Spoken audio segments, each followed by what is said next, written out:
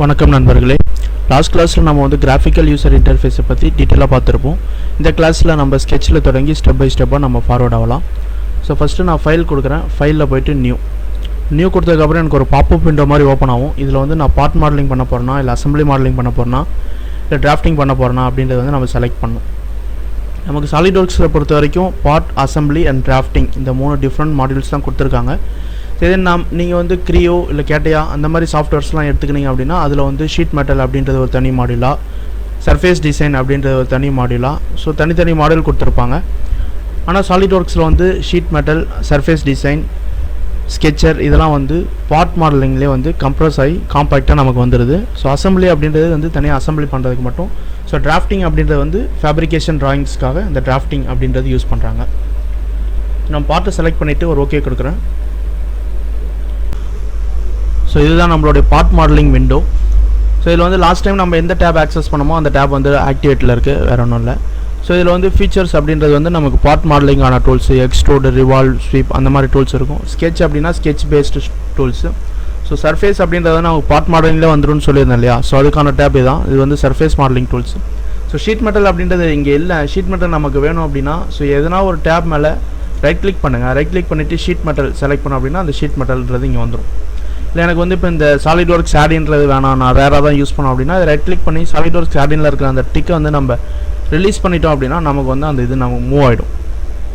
First sketch பார்க்கலாம். Sketch select பண்ணுங்கள். ஓகேவா, ஸ்கெட்ச் டேபில் போய்ட்டு வருது. நம்ம ஸ்கெட்ச் பண்ணோம் அப்படின்னு பார்த்து இங்கே இருக்க இல்லையா ஒரு ஸ்கெட்ச், இந்த ஸ்கெட்சை செலக்ட் பண்ணிவிட்டு பிளேனை செலக்ட் பண்ணால் தான் நம்மளால் வந்து ஸ்கெட்ச் பண்ண முடியும்.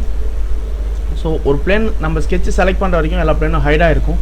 ஸோ பிளேன் நான் ஃபஸ்ட்டு டைம் ஸ்கெட்ச் பண்ண போகிறேன் அப்படின்ற பட்சத்தில் பிளேன் எனக்கு வந்து ஹைலைட் ஆகும். ஸோ சப்போஸ் நான் ஸ்கெட்ச் பண்ணுறேன், இந்த பிளேனை செலக்ட் பண்ணிவிட்டு ஸோ ஜென்ரலாக ஒரு சர்க்கிள் ஒன்று வரைகிறேன். ஜஸ்ட் எக்ஸிட் ஸ்கெட்ச் கொடுத்துறேன். ஸோ இப்போ அகெயின் நான் வந்து ஸ்கெட்ச் போனேன் அப்படின்னா எனக்கு வந்து பிளேன் வந்து ஹைலைட் ஆகாது. ஸோ அந்த பிளேன் ஹைலைட் ஆகிறது வந்து ஃபஸ்ட் டைம் மட்டும்தான் ஆக்டிவேட்டாக இருக்கும். ஸோ இப்போ நான் பிளேன் செலக்ட் பண்ணேன் அப்படின்னா இங்கே இருக்கு இல்லையா, ஸோ இதை வந்து ட்ராப் டவுன் இந்த ஆரோவை கிளிக் பண்ணுங்கள். இந்த ஆரோவை கிளிக் பண்ணிங்கன்னா அவங்க ட்ராப் டவுன் ஆகும். ஸோ எந்த பிளேனில் நான் வரைய போகிறேன், ஃப்ரண்ட்டாக டாப்பாக, ஸோ அந்த பிளேனை நீங்கள் செலக்ட் பண்ணிங்க அப்படின்னா அந்த பிளேனில் வரையலாம். இல்லை எனக்கு இந்த பிளேன் வந்து ஹைட்டில் இருக்குது, டிஃபால்ட்டாக அது ஹைட்டில் தான் இருக்கும். ஸோ இதை நான் ஷோ பண்ணோம் அப்படின்னா இதை ரைட் கிளிக் பண்ணுங்கள். ரைட் கிளிக் பண்ணி ஷோ கொடுத்தீங்கன்னா நமக்கு அந்த பிளேன் ஷோ ஆகிடும். ஸோ இப்போ நான் ஸ்கெட்ச் பண்ண பார்த்து எனக்கு அந்த பிளேன் வந்து ஷோலே இருக்கும். ஸோ அந்த பிளேனை செலக்ட் பண்ணிங்க அப்படின்னா அந்த பிளேன் எனக்கு ஓரியன்ட் ஆகிடும். ஒரு சில டைம் டிஃபால்ட்டாக ஓரியன்ட் ஆகும். டிஃபால்ட்டாக ஓரியன்ட் ஆகலை அப்படின்ற பட்சத்தில் இங்கே வியூ ஓரியன்டேஷன் போயிடுங்க. வியூ ஓரியன்டேஷன் போய்ட்டு ஸோ இதில் வந்து நார்மல் டு வியூ அப்படின்றது யூஸ் பண்ணுங்கள். அப்படின்னா இதுக்கு ஷார்ட்கட் வந்து Ctrl 8. ஸோ இதிலே வந்து நமக்கு ரைட் சைட் கொடுத்துருக்காங்க. ஸோ இதை கிளிக் பண்ணிங்கன்னா ஓரியன்ட் ஆகிடும். அது Ctrl 8 கொடுத்தீங்கனாலும் உங்களுக்கு வந்து அந்த பிளேன் ஓரியன்ட் ஆகிடும். ஸோ இப்போ நான் வரைஞ்சிட்டே இருக்கிறேன், ஏதோ ஒரு ஞாபகத்தில் நான் வந்து ட்ராயிங்கை வந்து டில்ட் பண்ணிடுறேன் அப்படின்ற பட்சத்தில் இந்த பிளேன் எனக்கு ஓரியன்ட் ஆகணும் அப்படின்னு பார்த்து சேம் Ctrl 8 கொடுத்தீங்க அப்படின்னா நம்ம எந்த டேரெக்ஷனில் வச்சு வரைஞ்சோமோ அந்த டேரெக்ஷனில் எனக்கு இந்த பிளேன் ஓரியன்ட் ஆகிடும். ஸோ ஃபஸ்ட்டு நம்ம பார்க்க போகிற டூல் பார்த்தீங்கன்னா லைனு.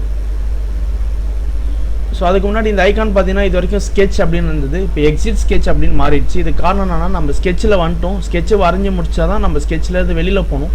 ஸோ அதுக்காக இங்கே எக்ஸிட் ஸ்கெட்ச் நம்ம ஸ்கெட்சுள்ள இருக்கும் அப்படின்றதுக்கான இண்டிகேஷன் தான் இங்கே எக்ஸிட் ஸ்கெட்ச் அப்படின்ற நேம் வருது. ஸோ நான் லைன் செலக்ட் பண்ணுறேன். ஸோ அதுக்கு முன்னாடி இங்கே ஆஷ் கலரில் ஒரு லைன் ஒன்று தெரியுது. ஸோ ஆஷ் கலரில் தெரியுது வந்து இதுக்கு முன்னாடி நான் வரைஞ்ச இந்த ஸ்கெட்ச். ஸோ அதோட இண்டிகேஷன் தான் இங்கே ஆஷ் கலரில் தெரியுது. ஸோ எனக்கு இது வேண்டாம். ஸோ ஒரு எக்ஸாம்பிளுக்காக தான் நான் இது போட்டேன். எனக்கு வேணான்ற பட்சத்தில் நம்ம அந்த ஸ்கெட்சை டெலீட் பண்ணலாம். இல்லை நான் இந்த ஸ்கெட்சை எடிட் பண்ணுறேன் அப்படின்னா அதை ரைட் கிளிக் பண்ணி நம்ம எடிட் பண்ணிக்கலாம். ஸ்கெட்சை நான் எடிட் பண்ணுறேன். ஸோ இப்போ இது எனக்கு ஓரியன்ட் ஆகணும். Ctrl 8 கொடுத்தனா எந்த டேரெக்ஷனில் வச்சு அந்த ஸ்கெட்ச் வரைஞ்சிடும் அந்த டேரெக்ஷன் எனக்கு ஓரியன்ட் ஆகிடும். இங்கே ப்ளூ கலரில் தெரியுது வந்து இந்த டாப் பிளேன் வந்து டிஃபால்ட்டாக ஹைட்டில் இருந்தது, நம்ம அதை ஷோ கொடுத்துருந்தோம். ஸோ இதை நான் அகைன் ஹைட் பண்ணுறேன்னா ரைட் கிளிக் பண்ணி ஹைட் பண்ணிடுங்க. ஹைட் பண்ணால் நமக்கு அது ஹைட் ஆகிடும். ஸோ அந்த லைனுக்கான இண்டிகேஷன் எதுவும் வராது. ஸோ ஃபஸ்ட்டு நம்ம பார்க்க போகிற ஆப்ஷன்ஸ் பார்த்தீங்கன்னா லைனு. ஸோ லைன் செலக்ட் பண்ணுங்கள். லைன் செலக்ட் பண்ணுறது இந்த லைனை ஆக்சஸ் பண்ணி யூஸ் பண்ணுறதுக்கான ஆப்ஷன்ஸ்லாம் நமக்கு இந்த ஃபியூச்சர் மேனேஜர் ட்ரீஸில் வந்துடும். ஸோ லைன் ஒன்லி எனக்கு ஹரிசாண்டல் லைன் தான் தேவைப்படும் அப்படின்ற பட்சத்தில் ஹரிசாண்டல் செலக்ட் பண்ணிவிட்டு நீங்கள் லைன் போட்டிங்க அப்படின்னா என்னால் ஹரிசாண்டல் லைன் மட்டும்தான் ஃபார்ம் பண்ண முடியும், வெர்டிக்கல் லைன்ஸ் என்னால் ஃபார்ம் பண்ண முடியாது. ஸோ இது வெர்டிக்கலாக தான் வேணும் அப்படின்ற பட்சத்தில் நீங்கள் வெர்டிக்கல் செலக்ட் பண்ணால் ஒன்லி வெர்டிக்கல் லைன் வரும். இல்லை சம் ஆங்கிள்ஸில் எனக்கு லைன் தேவைப்படும், இங்கே ஆங்கிள் செலக்ட் பண்ணிட்டு எனக்கு 45 டிகிரி ஆங்கிளில் லைன் தேவைப்படும் அப்படின்னு பார்த்து நீங்கள் லைன் செலக்ட் பண்ணால் ஒன்லி 45 டிகிரியில் மட்டும்தான் என்னால் லைன் போட முடியும். மீதி எந்த டிகிரிலையும் என்னால் லைன் போட முடியாது. ஸோ லைன் செலக்ட் பண்ணிவிட்டு நான் ஆஸ் ஸ்கெட்ச்டு அந்த ஆப்ஷன் யூஸ் பண்ணுறேன். ஆஸ் ஸ்கெட்ச்டு அப்படின்னா எந்த டைரெக்ஷன் வேணால் நம்ம போட்டுக்கலாம். ஸோ லைன் செலக்ட் பண்ணேன். ஸோ நான் ஹரிசாண்டல் டைரெக்ஷன் வேணால் ஹரிசாண்டல். ஸோ லைனை செலக்ட் பண்ண பார்த்து ஸோ ஒரு எல்லோ கலரில் ஒரு இண்டிகேஷன் வரும். ஸோ எல்லோ கலரில் இண்டிகேஷன் வந்தது அப்படின்னா நான் ஹரிசாண்டல் லைனில் இருக்கிறேன், என்னோடய லைன் வந்து ஹரிசாண்டலில் தான் இருக்குது, எங்கேயும் டில்ட் ஆகும். ஸோ லைட்டாக டில்ட் பண்ணாலும் நமக்கு ஹரிசாண்டல் மாதிரி தெரியும், பட் ஆக்சுவலாக இது ஹரிசாண்டல் கிடையாது. காரணம் வந்து அந்த இண்டிகேஷன் அங்கே வரல. அந்த இண்டிகேஷன் அங்கே வந்ததுனா தான் அது ஹரிசாண்டல் லைன். எனக்கு வெர்டிக்கலாக லைன் வேணும் அப்படின்னு பார்த்து வெர்டிக்கலாக நீங்கள் ட்ராக் பண்ணுங்கள், வெர்டிக்கல் லைன்ஸ். ஸோ வெர்டிக்கலாக லைன் வேணால் நம்ம வெர்டிக்கலாக போட்டுக்கலாம். இல்லை எனக்கு ஹரிசாண்டலாக வேணும் அப்படின்னு பார்த்து அகைன் லைன் செலக்ட் பண்ணி எனக்கு ஹரிசாண்டல் லைன் போட்டுக்கலாம். ஸோ இது நான் வெர்டிக்கலாக ஹரிசாண்டல் லைன் வேணும், எனக்கு சம் ஆங்கிளில் வேணும் அப்படின்னு பார்த்து ஏதாவது ஒரு பொசிஷனை ப்ளேஸ் பண்ணுங்கள். நெக்ஸ்ட் வந்து ஸ்மார்ட் டைமென்ஷன் யூஸ் பண்ணி இதுக்கும் ஆங்கிள் வந்து எனக்கு 35 டிகிரி வேணும், இல்லை 135 டிகிரி வேணும். ஸோ 135 கொடுத்துட்டு ஒரு என்டர் கொடுத்தீங்க அப்படின்னா இந்த ஆங்கிள் வந்து எனக்கு 135 டிகிரியில் மாறிடும். ஸோ இந்த ஆங்குலர் லைன் தான் எனக்கு முக்கியம். இந்த லைன் வந்து சும்மா நான் ரெஃபரன்ஸ்க்காக போட்டேன், இல்லை ஆங்கிள் போடுறதுக்காக இந்த லைன் போட்டேன் அப்படின்னா அந்த லைனை செலக்ட் பண்ணி ரைட் கிளிக் பண்ணுங்கள். ரைட் கிளிக் பண்ணிங்கன்னா கன்ஸ்ட்ரக்ஷன் ஜாமெண்ட்ரியாக நம்ம மாற்றலாம். ஸோ இது இந்த வகையில் கன்ஸ்ட்ரக்ஷனாக மாற்றலாம். இல்லை இந்த லைனை செலக்ட் பண்ணுங்கள், நான் ஃபியூச்சர் மேனேஜர் ட்ரீயில் ஃபார் கன்ஸ்ட்ரக்ஷன் அப்படின்னு ஒரு ஆப்ஷன் இருக்கும், அதை யூஸ் பண்ணி இதை கன்ஸ்ட்ரக்ஷனாக மாற்றலாம். அகைன் நீங்கள் லைன் போடுங்க. ஸோ இந்த லைன் வந்து எனக்கு இன்ஃபினிட் லென்த்துக்கு வேணும் அப்படின்னா அந்த லைனை செலக்ட் பண்ணுங்கள், இன்ஃபினிட் லென்த். கன்ஸ்ட்ரக்ஷனாக மாற்றணும் அப்படின்னா அதை செலக்ட் பண்ணுங்கள், ஃபார் கன்ஸ்ட்ரக்ஷனாக மாறிடும். ஜஸ்ட் ஒரு ஓகே. ஸோ நம்ம எவ்வளோ தான் ஜூம் அவுட் பண்ணாலும் இந்த லைன் வந்து எனக்கு தெரிஞ்சிட்டே தான் இருக்கும்.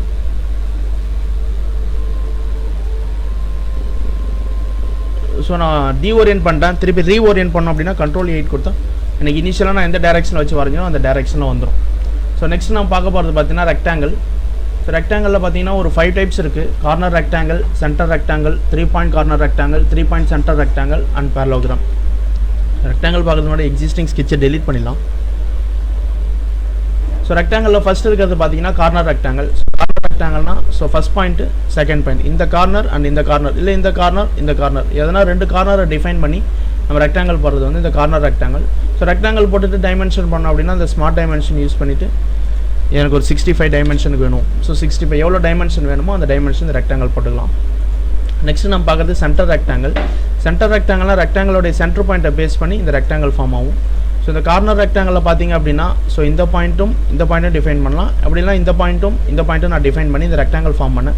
ஸோ சென்டர் ரெக்டாங்கிளில் வந்து இந்த சென்டர் பாயிண்ட்டும் அண்ட் ரெக்டாங்கிளோடைய எதனா ஒரு கார்னர் பாயிண்ட்டை டிஃபைன் பண்ணால் அப்படின்னா எனக்கு இந்த ரெக்டாங்கிள் ஃபார்ம் ஆகிடும். ஸோ இங்கேருந்து இந்த டிஸ்டன்ஸ் எவ்வளோ இருக்கோ அவ்வளோ டிஸ்டன்ஸ் தான் இது. ஸோ சென்டர் பாயிண்ட்டை பேஸ் பண்ணி இந்த ரெக்டாங்கிள் நான் ஃபார்ம் பண்ணியிருக்கேன். நெக்ஸ்ட்டு பார்த்தீங்கன்னா 3 point corner rectangle. So 3 point corner rectangle வந்து ஸோ ரெக்டாங்கிள் வந்து டில் பண்ணி போகிற பார்த்து இந்த 3 point corner rectangle. So first point, second point and rectangle. So இந்த கார்னர் ரெக்டாங்கிள் வந்து ரெக்டாங்கிள் நம்மளால் டில் பண்ண முடியாது. 3 பாயிண்ட் கார்னர் ரெக்டாங்கிள் வந்து நம்ம டில் பண்ணிக்கலாம்.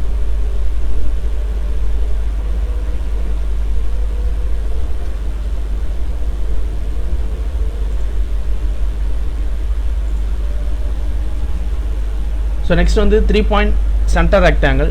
ஸோ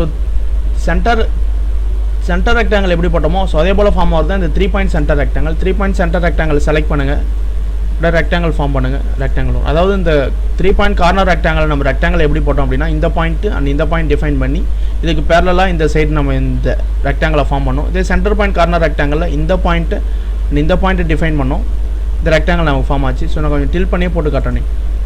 இதுலேருந்து இந்த பாயிண்ட்டு ஸோ இங்கே ஒரு பாயிண்ட்டும் நான் டிஃபைன் பண்ணி இந்த சென்டர் ரெக்டாங்கிள் அப்படின்றத ஃபார்ம் பண்ணேன். 3 பாயிண்ட் சென்டர் ரெக்டாங்கிள் அப்படின்றத ஃபார்ம் பண்ணியிருக்கோம். நெக்ஸ்ட் நம்ம பார்க்க போகிறது பேரலோகிராம் அப்படின்றது இந்த 3 பாயிண்ட் கார்னர் ரெக்டாங்கிள் போட்டோம் இல்லையா, அதே போல் தான் இந்த பேரலோகிராம் அப்படின்றது ஃபார்ம் ஆகும். So first point, second point and parallelogram. So பேரலோகிராமுக்கும் 3 பாயிண்ட் கார்னர் ரெக்டாங்கிளுக்கும் டிஃப்ரென்ஸ் என்ன அப்படின்னு பார்த்தீங்கன்னா 3 பாயிண்ட் கார்னர் ரெக்டாங்கிளில் ஃபஸ்ட்டு நம்ம லைன் போட்டோம் அப்படின்னா அதுக்கு பர்பெண்டிகுலராக தான் நெக்ஸ்ட் இருக்கிற லைன்ஸ் ஃபார்ம் ஆகும். ஸோ சப்போஸ் நான் 3 பாயிண்ட் கார்னர் ரெக்டாங்கிள் செலக்ட் பண்ணுறேன், இங்கே ஒரு பாயிண்ட்டு அண்ட் இங்கே ஒரு பாயிண்ட் டிஃபைன் பண்ணுறேன். இதை வந்து என்னால் டில்ட் பண்ணவே முடியாது. இந்த லைனுக்கு பேரலாகவோ இந்த லைனுக்கு பர்பெண்டிகுலராக தான் இந்த லைன்ஸ் வரும், பேரலாக தான் ஆப்போசிட்டில் இருக்கிற லைன் வரும். பட் ஆனால் பேரலோகிராமில் பார்த்தீங்க அப்படின்னா ஸோ நான் இந்த பாயிண்ட்டையும் டிஃபைன் பண்ணிவிட்டு இதை டில்ட் பண்ணலாம். ஸோ காரணம் என்ன அப்படின்னா ஸோ ரெக்டாங்கிள் அப்படின்னா 2 லைனும் பர்பெண்டிகுலராக இருக்கணும். So every two lines are perpendicular அப்படின்றதா இந்த ரெக்டாங்கிளுக்கான கண்டிஷன்ஸ். இதே parallelogram அப்படின்னு பார்த்தீங்கன்னா ஆப்போசிட் சைட்ஸ் ஆர் parallel அப்படின்றதா கண்டிஷன். அது வந்து நடுவில் இருக்கிற ஆங்கிள் எதையும் parallelogramக்கு வந்து டிஃபைன் பண்ணல. ஸோ அதனால தான் parallelogram அப்படின்னா டூ சைட்ஸ் ஆர் parallel, அவ்வளோதான் கண்டிஷன்ஸ், நடுவில் எதுவும் ஆங்கிள் வராது. அதனால தான் parallelogram அப்படின்றது நம்ம டில் பண்ணலாம். இது வரைக்கும் நடத்துகிற டூல்ஸ் உங்களுக்கு புரிஞ்சிருந்தது அப்படின்னா லைக் பண்ணுங்கள். உங்களுக்கு புரியல அப்படின்னா உங்களுக்கு என்ன புரியலையோ அதை கமெண்ட்டில் வந்து ரிலீவ் பண்ணுங்கள். இந்த வீடியோ உங்களுக்கு பிடிச்சிருந்ததுன்னா உங்கள் ஃப்ரெண்ட்ஸுக்கு ஷேர் பண்ணுங்கள். நம்மளோட ரெகுலர் அப்டேட்ஸ் வேணும்னா நீங்கள் நம்ம சேனலுக்கு சப்ஸ்கிரைப் பண்ணுங்கள். தேங்க்யூ.